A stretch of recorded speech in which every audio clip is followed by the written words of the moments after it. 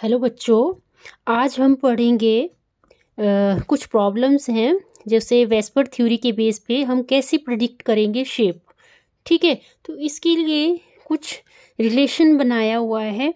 तो क्या है, total number of electron pair around the central atom is equal to half number of valence electron of central atom plus number of atom links to the central atom by the single covalent bond। Step number 1 हो जाएगा ये। Step number 2 था number of bond pair is equal to number of atom linked to the central atom by the single bond। Okay, और third step है number of lone pair is equal to total number of electron minus number of bond pair. ठीक है, तो इस तरह से हम कैसे कैलकुलेट करेंगे और पर्टिकुलर जो भी हमारे पास मॉलिक्यूल है या आयंस हैं तो उसका हम कैसे उसमें कितने लोन पेयर है, कितने बॉन्ड पेयर हैं और उसकी क्या शेप है, ये फाइंड आउट करेंगे। तो फर्स्ट हमारा जैसे फर्स्ट की केस है ClF3। तो क्या है फार्मूला, क्या है फार्मूला लगा लो पहले। फार्मूला है हमारे पास total number of electron pair, total number of electron pair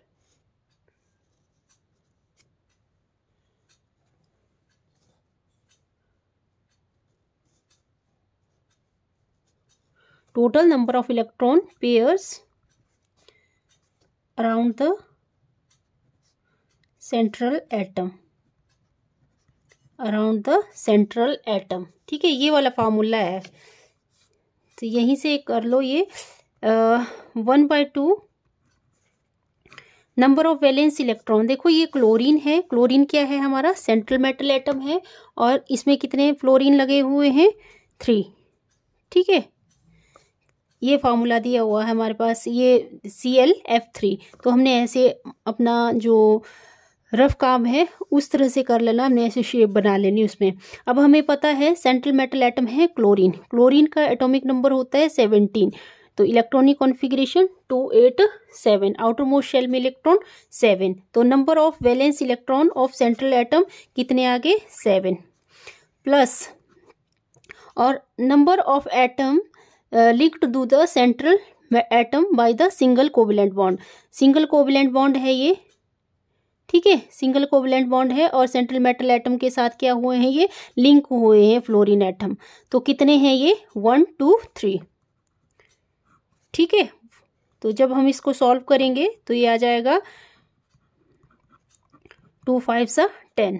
तो total number of electron pair central atom में कितने आगे 5। ठीक है, ये आ गया हमारा स्टेप नंबर 1। अब है स्टेप नंबर 2। स्टेप नंबर 2 में क्या बोला है, number of bond pair is equal to number of atom link to the central atom by the single bond. तो नंबर ऑफ बॉन्ड पेयर कितना है यहाँ पे। दूसरा क्या स्टेप है, नंबर ऑफ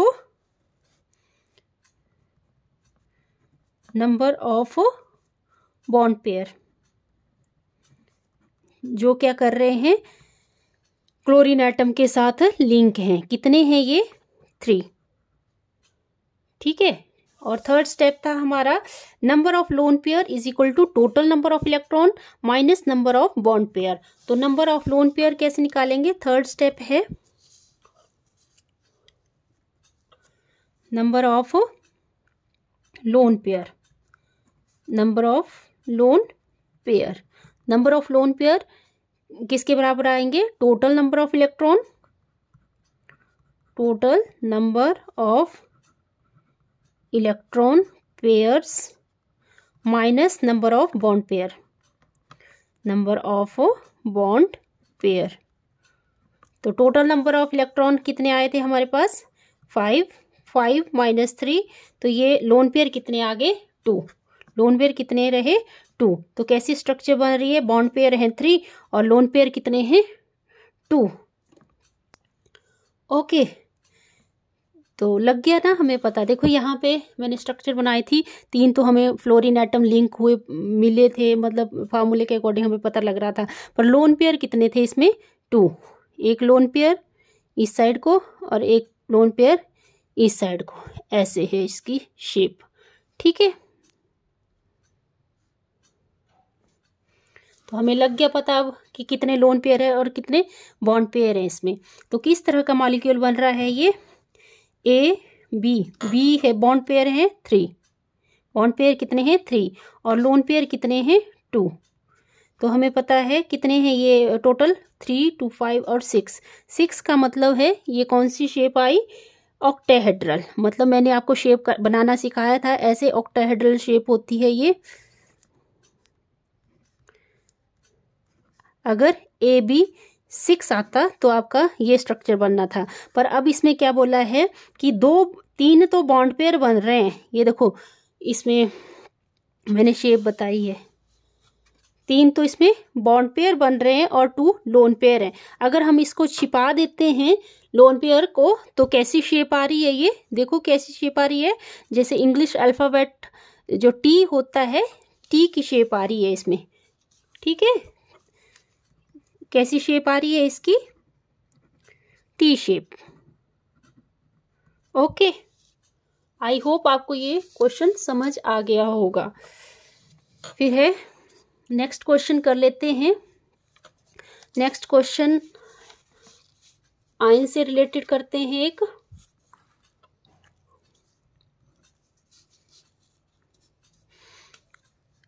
मान लो आपको क्वेश्चन दिया है NH2 माइनस। अब आपने फॉर्मूला यूज कर देना है। क्या फॉर्मूला है, total number of electron pair. ठीक है, total number of electron pair around the central atom, half number of valence electron. Nitrogen क्या है यहाँ पे, सेंट्रल मेटल एटम है, तो नाइट्रोजन का एटॉमिक नंबर होता है 7 2 और 5, आउटर मोस्ट शेल में 5 इलेक्ट्रॉन, तो वैलेंस इलेक्ट्रॉन कितने हुए 5। पर यहाँ पे देखो साइन नेगेटिव का है तो वैलेंस इलेक्ट्रॉन में एक इलेक्ट्रॉन ऐड हो जाएगा, मतलब ये +1 बन जाएगा। यहाँ वैलेंस इलेक्ट्रॉन में ही 1 ऐड करना है, ये एक रूल है। ठीक है, ये आ गया हमारे वैलेंस इलेक्ट्रॉन टोटल। और माइनस नंबर ऑफ प्लस क्या फॉर्मूला था ये, number of atom linked to the central atom by a single covalent bond.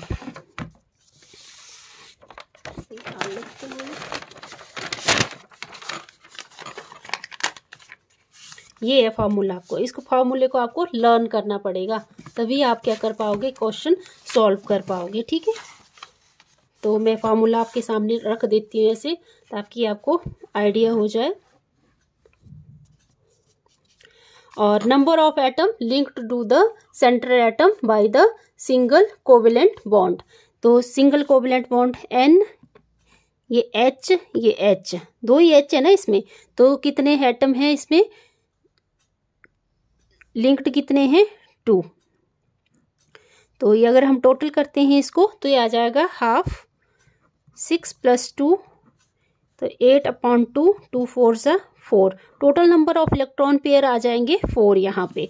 ठीक है, और स्टेप नंबर 2 था हमारा कि नंबर ऑफ बॉन्ड पेयर किसके बराबर है, जो नंबर ऑफ एटम लिंक्ड हुए सेंट्रल एटम के साथ कोवेलेंट बॉन्ड के साथ। मतलब यहाँ पे देखो नाइट्रोजन के साथ 2 एटम जुड़े हुए हैं, तो यहाँ पे नंबर ऑफ बॉन्ड पेयर कितने आ जाएंगे, number of bond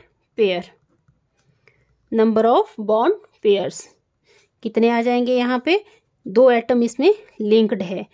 third step है हमारे पास नंबर ऑफ लोन पेयर निकालने का। तो फॉर्मूले के according number of lone pair क्या है, नंबर ऑफ लोन पेयर निकालना है हमें। तो total number of electron minus number of bond pair. Total number of electron हमने निकाले हैं, कितने हैं 4, और बॉन्ड पेयर कितने हैं 2। तो नंबर ऑफ लोन पेयर कितने आ गए 2। ओके, तो देखो कितने ए सेंट्रल मेटल एटम, बी और लोन पेयर भी है इसमें, तो 2 बॉन्ड पेयर आ गए और 2 लोन पेयर आ गए। ठीक है, तो ऐसे स्ट्रक्चर बनेगी N, ये H और ये H और 2 लोन पेयर। अगर हम लोन पेयर को छिपा देते हैं तो कौन सी शेप बन रही है, ये वी शेप्ड। ठीक है, कौन सी शेप बन रही है, वी शेप्ड। ठीक है, ठीक है। नेक्स्ट इससे एक ये एनाइन का केस कर लिया, एक केटाइन का केस कर लेते हैं इसके साथ। केटाइन का केस है जैसे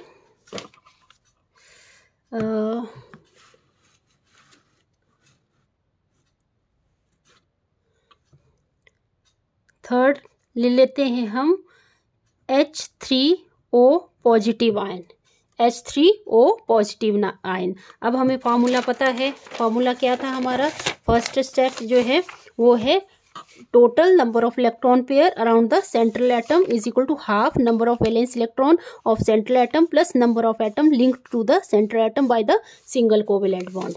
तो लिख लेना यहाँ पे क्या है formula, total number of electron pair, total number of electron pair step number 1, तो half number of valence electron. Number of valence electron किस में देखने हैं हमने, हमारा सेंट्रल मेटल एटम क्या है, ऑक्सीजन। सेंट्रल मेटल एटम क्या है, यहाँ पे लिख देती हूँ ऑक्सीजन। एटॉमिक नंबर 8, 2 और 6, आउटर मोस्ट शेल में 6 इलेक्ट्रॉन। ठीक है, तो सेंट्रल मेटल एटम में नंबर ऑफ वैलेंस इलेक्ट्रॉन कितने हुए, 6। और यहाँ पे देखो केटाइन का केस है 6 और ये क्या हो जाएगा यहाँ -6 -1। ठीक है, 6 -1 और यहाँ पे प्लस दूसरा क्या था, नंबर ऑफ एटम लिंक्ड, मतलब ऑक्सीजन के साथ कितने एटम लिंक्ड हैं, 3 एटम लिंक्ड हैं। ऑक्सीजन के साथ कितने एटम लिंक हैं, 3 एटम लिंक हैं। तो यहाँ पे 3 लिख देना, 1/2, यहाँ 5 + 3, तो ये आ जाएगा 1/2, 8, 2 4 = 8। तो total number of electron pair कितने आगे, 4। ठीक है, total number of electron pair कितने आगे, 4। दूसरा स्टेप था हमारा number of bond pair, number of bond pair, number of bond pair मतलब ऑक्सीजन एटम के साथ कितने एटम लिंक्ड हैं, कोवलेंट बॉन्ड बनाए हुए। तो देखो 1 2 3, तो कितने हैं, 3 बॉन्ड पेयर कितने बना रहे हैं, 3।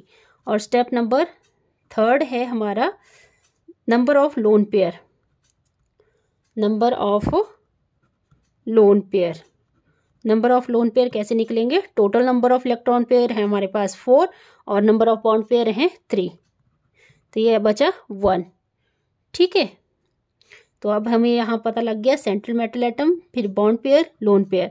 सेंट्रल मेटल एटम ए हमने मान लिया है और बॉन्ड पेयर कितने हैं, 3 और लोन पेयर कितने हैं, 1। तो 3 तो हमने यहाँ पे देखो ये ऑक्सीजन 3 तो हमने बॉन्ड पेयर बना दिए और लोन पेयर कितना बचा, सिर्फ लोन पेयर 1। ठीक है, अगर इसका शेप देखें, शेप कैसी बन रही है इसकी, अगर हम लोन पेयर को छिपा देते हैं तो कैसी शेप बन रही है इसकी, pyramidal, trigonal pyramidal, trigonal pyramidal. Okay, I hope आपको ये वीडियो पसंद आया होगा। अगर पसंद आया तो प्लीज़ वीडियो को लाइक करें, शेयर करें और सब्सक्राइब करें चैनल को। Thank you.